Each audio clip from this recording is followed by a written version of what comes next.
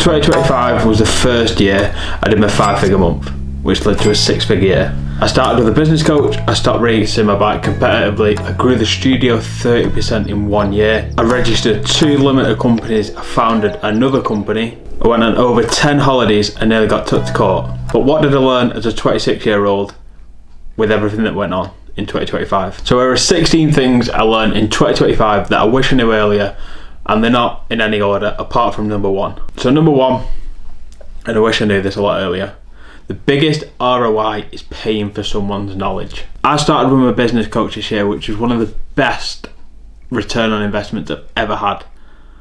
And it's not just the revenue side of things or profit or the money, it's as one when it comes to that business coach.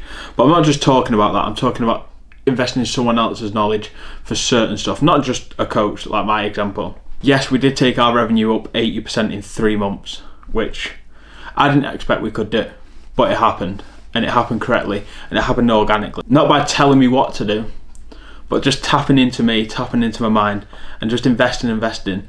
She invested in me, I invested in her. It was just a perfect way of boosting that. Not just business coach, like I was saying. If you want to learn Google Ads, go and find someone who's an expert in that, and I promise you, 2 hours with them can teach you a lot more than what you can read in maybe 2, 3, 4 months. They know it better than you do. Pay for it, invest in it. 2, doing the basics right every time. Founding another company in 2025 taught me this the hard way, really, because all the lessons I've learnt before, what we did the basics right from the very start. 4 to 8 to 9, whatever, how many months it was, it is what it is, and it took how long it took. The foundation of your ship is something that can't be blown over if you've done everything right from the very start. You don't want weak foundations when you're trying to build something big. At the end of the day, if you build a skyscraper with nothing, no foundations, as soon as you get to the top, it's a bit wobbly, it's going to fall over. Right foundations, it's nice and stable. This is something that I've learned the hard way, and I wish I knew it earlier. Do the basics right from the very start, and if you don't think you're doing the basics right now and you've already started, go back to them and do it. 3, social media isn't for everyone. Controversial one. I want to focus more on the business end, but it isn't for everyone anyway. We know that. I figured out this the hard way, and a lot of people in my generation are also starting to figure it out. At the end of the day, some of the best funnels out there to get people into your business aren't on social media. Not everyone can be an influencer, and also you can't get all the influencers to influence their audience with your product. It doesn't work like that. It's a very competitive market. Running a shop, an academy, products, and also the running brand, there's a lot of different markets and competitors out there in their own niches. Some work, some don't. I've learned that out the hard way. For example, Push with its socks, influencing the fitness industry is massive. But our biggest return on investment and return on ad spend isn't through social media, it's through someone else. So test the water yourself.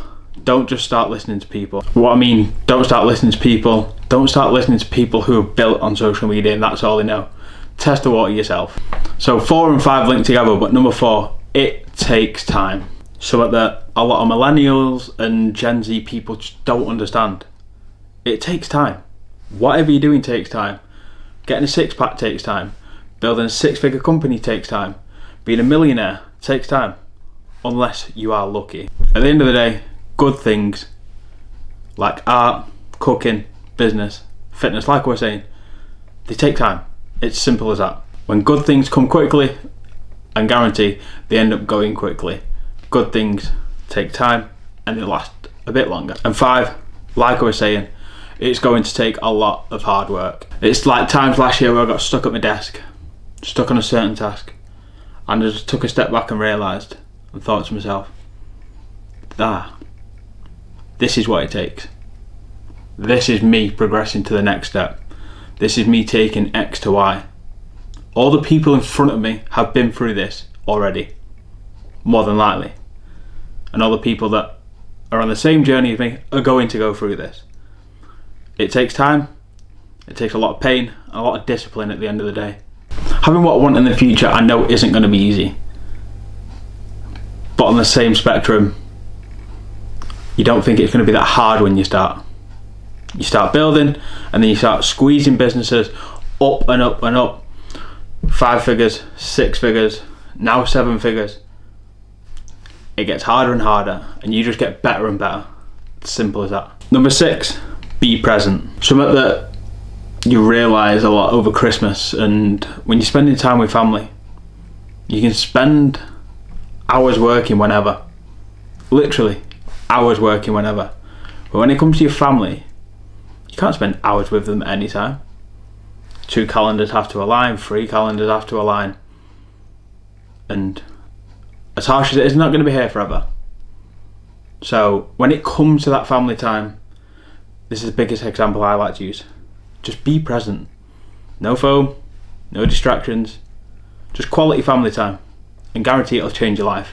It's not just putting your phone down to be present as well, it's stepping back to appreciate things and just be there. If you don't spend time with your family or wherever you're out at a meal, just be present there. I can promise you, missing that hour or whatever of work won't kill you. Which kind of leads me to my 7th point. If you miss a day, it's not going to kill you. You won't die if you miss a day of training, work, whatever it is. I promise you, one day is not going to kill you. This is the thing, and people speak about it a lot of, can't miss that session, can't miss that, you're injured, you can miss a session, I promise you. Missing 2 sessions is a problem. That's the start of a bad habit. Missing 1 session is just either recovery, etc. But sticking on the you're not going to die if you miss a day point, no one's died from taking a day off work. Or from what I know, or taking a day off training. Yeah, it don't feel right at the time. But at the end of the day, if you're fatigued and you know you're fatigued and you're going to push through that fatigue and get more injured, yeah, you might regret it at the end. But I promise you won't regret it after you've done it. And number 8, the independent is a big fraud. And if you don't know what it is, I'll touch on it very briefly. I'm no philosopher at the end of the day.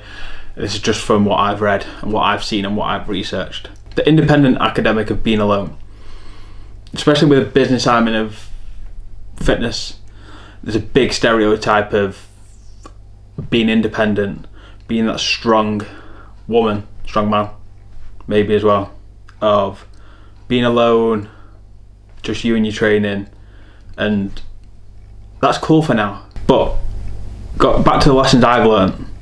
Me and Liam, 2 business partners, both have our external jobs as well as working on Push together. And I promise you, Push has got a lot further than it would have done if one of us was just working on it together. Sometimes 2 people go a lot further than 1. If not 2, 3, or even more. A community of people go a lot further than 1. A lot of the time. So, if you need help, just ask for help. This independent stuff, yeah, it's cool. But for me, best thing I could do and did is get out of that and start asking and start doing a lot together. 9, if I did put these 16 in order, I think this would be pretty much 1, 2 or 3. Goals matter. When I took my coach on, this is one thing we did do a lot of, timeline of goals, etc. And I've always had goals, whether it's setting my weekly ones, monthly ones, daily ones, yearly, 5 years, 10 years, future. They're always there. I always knew what they were. But did I have a strategy to go to? Yeah and no. Like the old tale says, if you don't ask, you don't get. Simple as that. If you're not going to set any goals, you probably don't get. And it's the law of attraction at the end of the day. At the end of the day, if you've got a Porsche and you write it down, you've got more chance of it happening than if you didn't write it down. It's black and white, and I can't stress enough to you, anyone who hasn't got goals, just write goals down. Go and buy a notepad, whatever it is. It doesn't even have to be a notepad. Use your notes on your phone. Everyone's got a phone nowadays. Write your goals down. not just for writing them down, it does trigger your subconscious mind. You're going to work towards them. If they're there, they're out, you know what they are. More than likely, you'll get there. Number 10 is something that I wish I did a lot more of when I was younger. I'm 26, I'm still young, but just get creative. Be creative. All the ideas and plans or thoughts I've had have come when I've just been sat there thinking. Spending 5 minutes a day writing things down. Whatever it is that comes to my mind, I just write it down. And if you don't write it down, you're limiting yourself to your creative network or ability. Because when you start telling yourself no, you start to limit yourself, and that's the boundary. I'm no doctor or anything when it comes to this creative stuff, but your brain's split into two.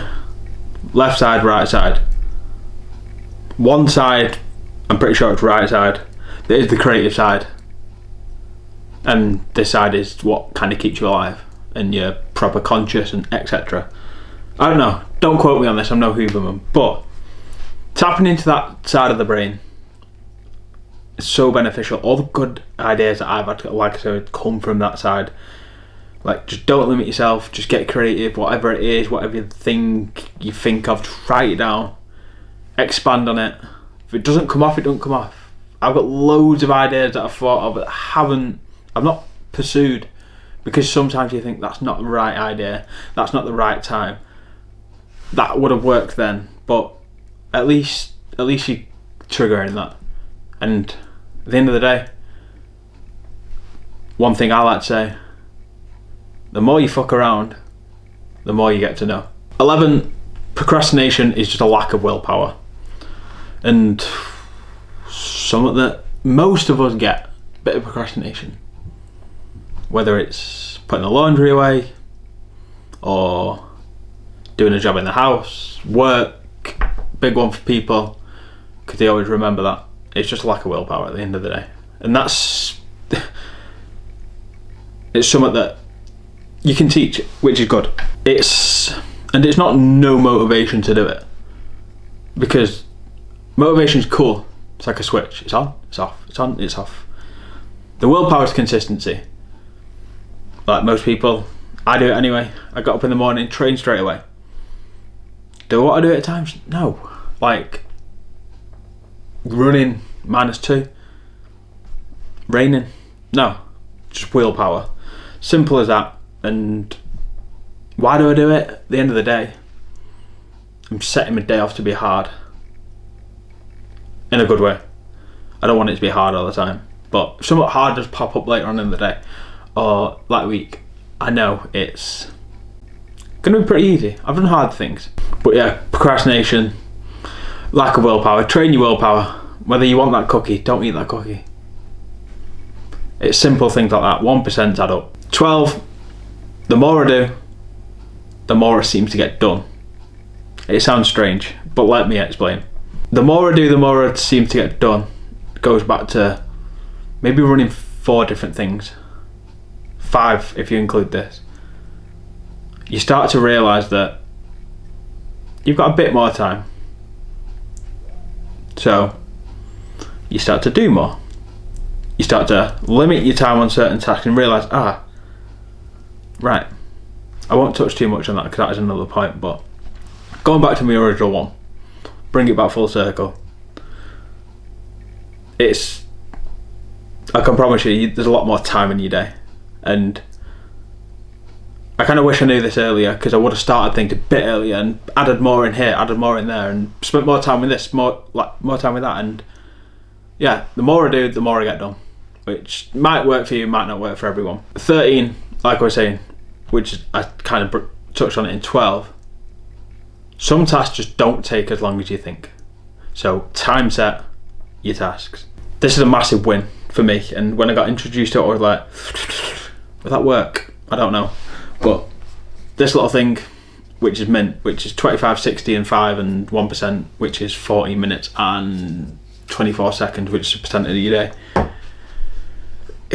Game changer for stuff. If I want to spend 25 minutes of sending cold emails, there's the timer.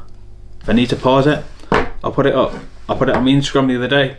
Instagram's below. Sometimes I do put stuff like that on there, but game changer. Time set your tasks and you will win. And the whole Moses speaks about it. Go and get a kitchen timer. Every 15 minutes, write down what you've done. I promise you, it'll change your productivity routine for good. 14, fitness is a blessing. Being able to exercise is a blessing. It's not a chore. It's something that we've got to take for granted now. So you've got to do it now. Because it's never going to be easier than now. It was easy 5 years ago. It's easy now. It's only going to get worse from now. So, what are you doing? Having a six-pack is arguably one of the biggest ROIs I could have for my mental health. That's black and white for me. It's just something that, if I didn't have, probably would affect my work massively. And, like I say, mental state, it's not that hard to do after multiple years of training. Something that's hard to do at the start, but going back to the previous point, it's a good thing to take time. Like, when I see people treating it like a job, they have to do it. You don't have to do it. You're given the opportunity to do it. It's something that we're lucky to do. It could be a lot worse. It could be a lot better. But it's a blessing. Treat it like a blessing, not as a job. And yeah, does it pay your bills? No. But it definitely pays your mind. 15. Some stuff works for some and not for others. Like I was saying before about Instagram and social media not being for everyone. Trial and error works. Find what works for you. Routine, books, passions, hobbies. Just find what works for you. There's not one size fits all. But just be creative. Just try some stuff. And remember, with addition, you got to have subtraction. Some stuff you got to add, some stuff you got to take away. Taking away, you can go forward. Remember, it's like weights. Balance it out. 16, final point. Principles that worked 500 years ago still work today. For example, the richest man in Babylon. But them principles still work for money. Like, that is proven. Look at history. Learn from it. Find out what worked back then. And if it's working now, and do it. Just because we're in a modern era of constantly moving, constantly progressing, some principles don't change, nor should they. So stop trying to reinvent the wheel and just focus of what's now in front of you, what was in the past, and let it work and let it flow. But yeah, there's 16 things that I wish I learned a lot earlier, but I learned them in 25, and that's a good thing. I'd rather learn them now than 10 years down the line. So if you enjoyed, subscribe, like, all the links are below. Instagram, like I was saying, little gems like that on there. And yeah, all the best for 26. I'm going to do a lot more on here this year. That's one of the focuses and one of the goals, like I was saying. So keep up the good work. Ciao, see you soon.